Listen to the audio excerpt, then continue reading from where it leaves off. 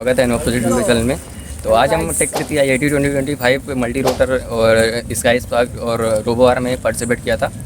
तो आज sky spark और मल्टी रोटर का होने वाला है कंपटीशन। तो इसमें क्या क्या प्रोसेस है और हम लोगों का उसमें मल्टी रोटर रहेगा और स्काई स्पार्क रहेगा।